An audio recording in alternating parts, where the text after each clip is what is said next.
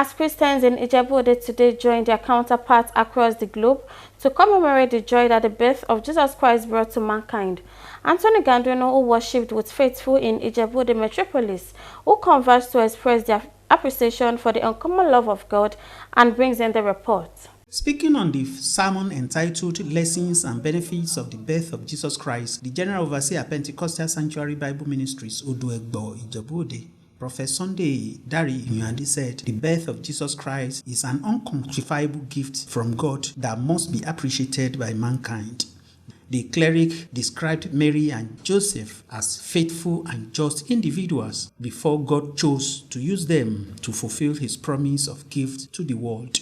Prophet Inyuande, who berated the level of moral decadence among children of nowadays, admonished parents to train their children in the way of the Lord for them to be useful to God and themselves in future. Can we find the just in our family?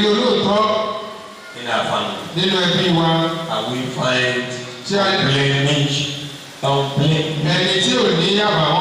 woman in our family?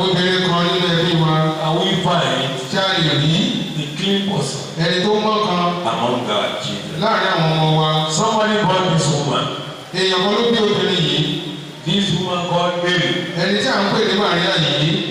She is a daughter of a woman. A daughter of a man. Can we still find someone like Mary in our family?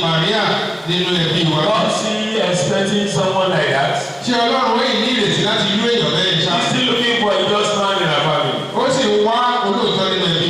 At the Christ Apostolic Church, Shonombi District Coordinating Council Headquarters, IJEBU Ode, the Superintendent, Pastor Gabriel Akinwale, highlighted some of the significance of Christmas. Christmas talks about love. Christmas talks about joy. Christmas talks about sacrifice. Because the Bible says, when we are the enemy of God, Christ dies for us. So we need to sacrifice for one another.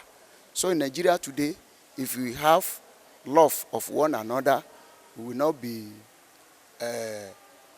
not be terrorizing the country, either kidnapping one another, dodging in banditry work. But because we lack agape love.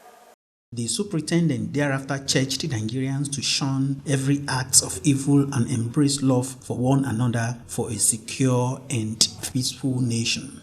In IJEBU Ode, Anthony Gandono, NTA News.